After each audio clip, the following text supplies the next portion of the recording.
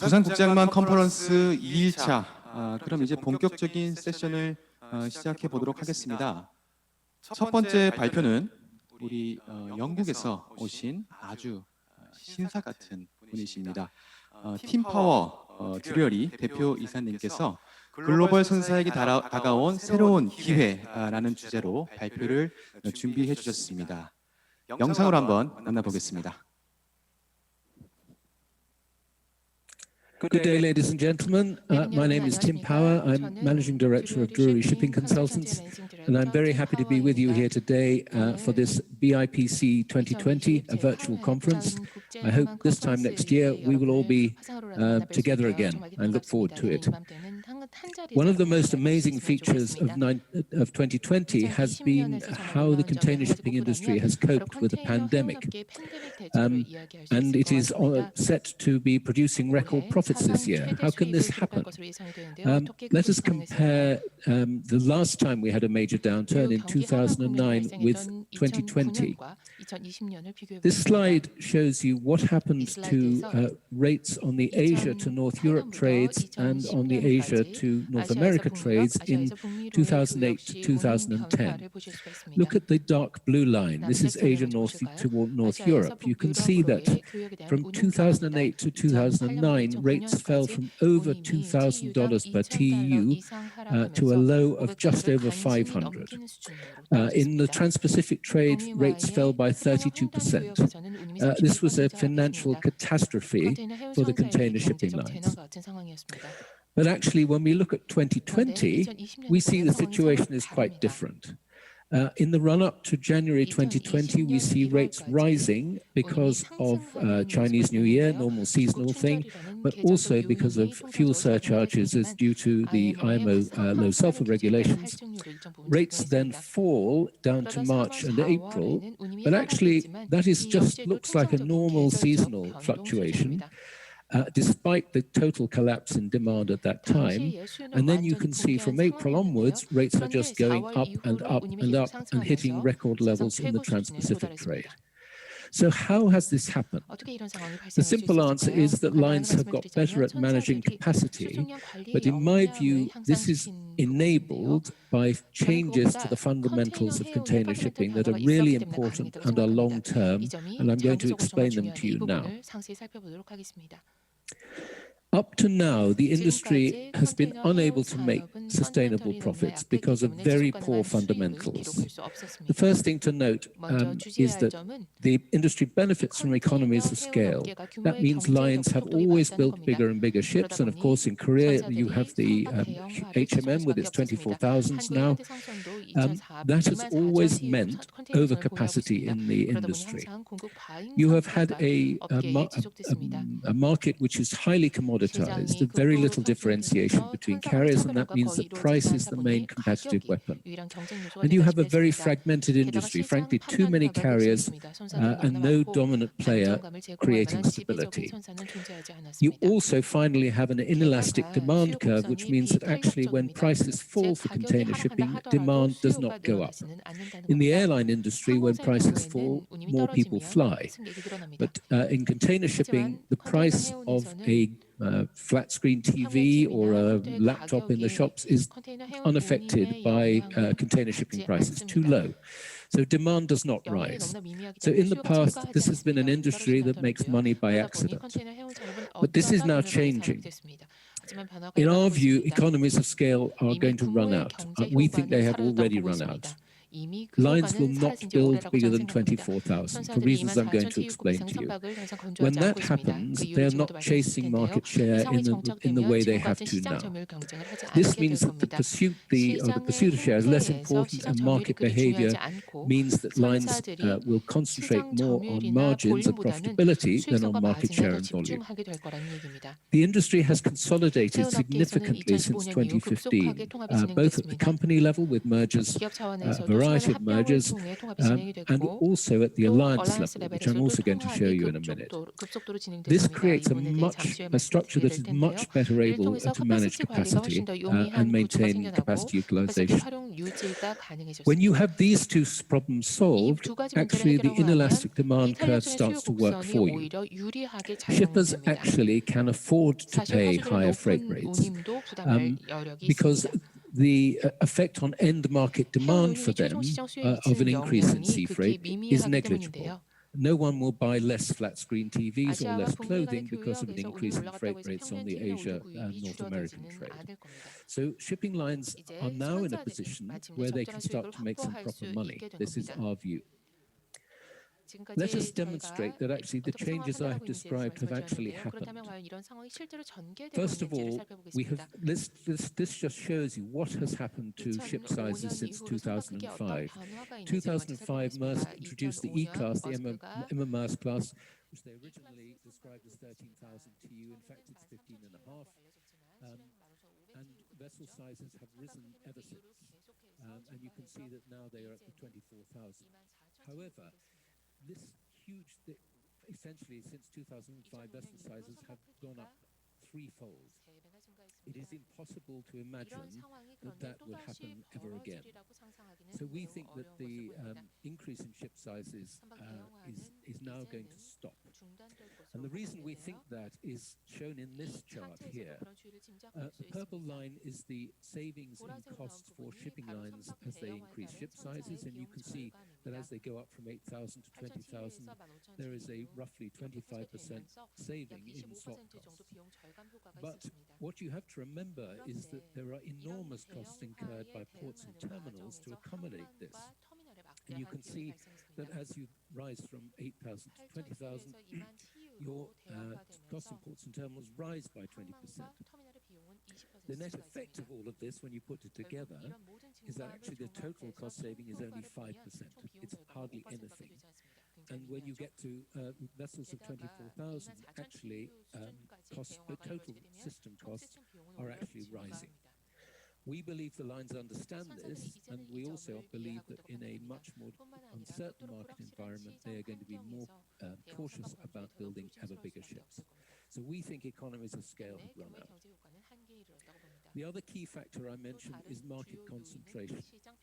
This chart shows you the market capacity share of the leading shipping lines. And you can see that the light blue line at the top shows you that since 2016, the top 10 has increased its market share from 60% to 80%. That is a huge change and incredibly important. The top 5 have gone from just around 45% to around 65%. You can see now that the market is in the hands of much fewer players. This is actually becoming a real oligopoly, and that means that shipping lines are in a much better position to control capacity and therefore to control rates. Probably the most remarkable feature of 2020 is the power of these three global alliances. In 2008-9, the market was much more fragmented. We had several alliances and we had a number of major carriers operating independently. They are now all concentrated in three alliances, 2M, Ocean, and The. And these alliances have worked very successfully to manage capacity throughout the pandemic, both by cancelling services and also by blanking sailings. This has two key effects. The first thing, when you take out unneeded capacity, obviously you reduce costs.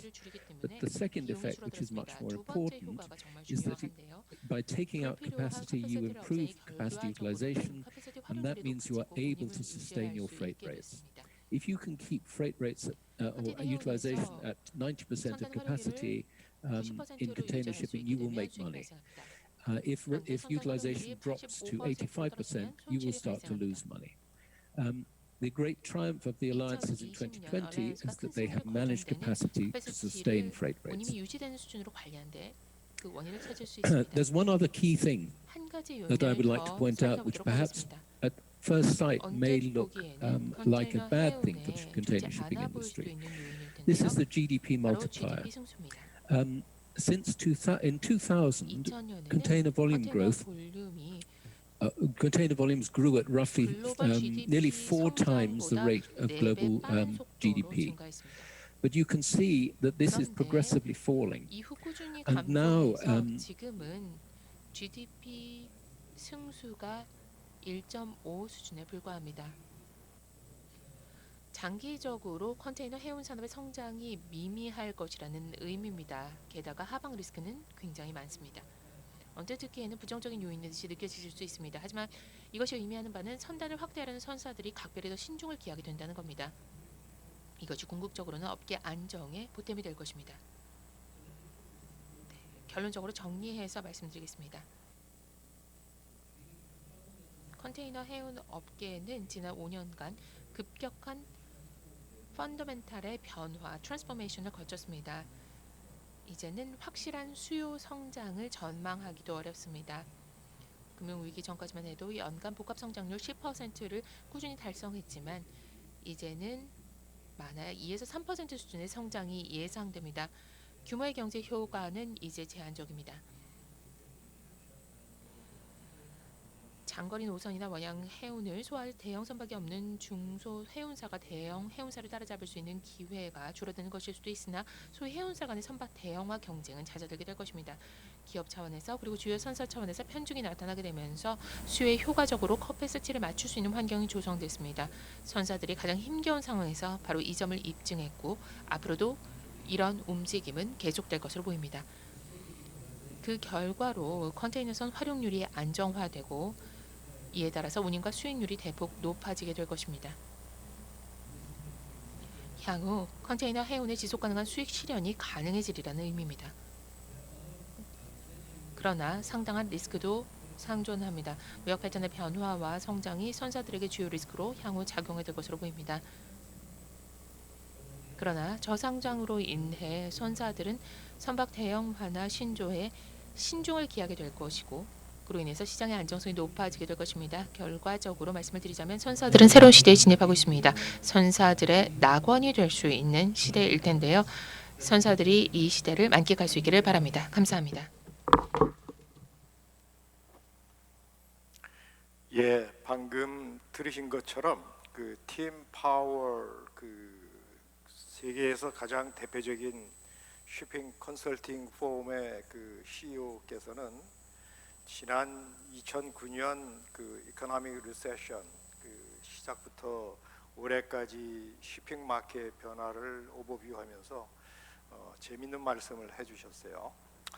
과거 2009년도에는 프레이트 레이트이 굉장히 낮았다가 최근 얼마 전부터는 이제 상당히 올라가고 있는데 주된 변화가 과거에는 전통적으로는 오버 커패시티에서 수많은 선사가 존재해서 마켓이 좀 프래그멘티드 돼 있었는데 선사 간의 그 M&A나 얼라이언스가 됨으로써 상당한 부분 마켓에서 움직이는 실제 얼라이언스를 한 숫자가 줄어들었다. 그로 인해서 과거에 하지 못했던 디맨드가 그렇게 올라가지 않음에도 불구하고 필요 없는 커패시티를 최대한 마켓에 투입하는 것을 제외해 놓고 스페이스 유틸라이제이션 자체를 올렸다. 두 번째 괄목할 만한 변화는 각 선사들이 하고 있는 그 대형 선박 투자. 그 대형 선박 투자를 이분이 24,000 TEU 경우에 약 25%의 유닛 코스트가 줄어드는 효과가 있긴 하지만 참 좀 특이한 주장을 하시는 게 이 대형 선박을 갖다가 처리하기 위해서 포트에 있는 터미널 코스트도 반면에 한 20% 정도 이상 올라가 가지고 시스템에서 들어가는 토탈 코스트는 이코노미 오브 스케일이 오히려 런아웃 됐다, 나타나지 않는다, 이런 전 주장을 펼치고 있어요. 상당히 좀 아기오버한 좀 내용인데 그래서 그런 결과 좀 과거에 하지 못했던 스트래티직 비헤이비어로서 수많은 선사를 조정을 해서 마켓에서 일으키는 파워나 스페이스를 갖다가 마켓 수요 변화에서 발빠르게 하는 능력은 강화되지만 반면에 컨테이너 그로스 레이트를 보니까 과거에는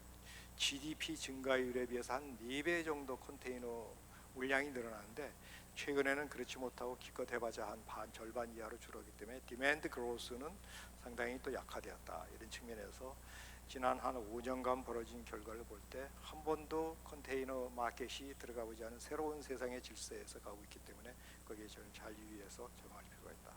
주된 메시지는 그런 걸로 보여집니다. 하여튼 감사합니다.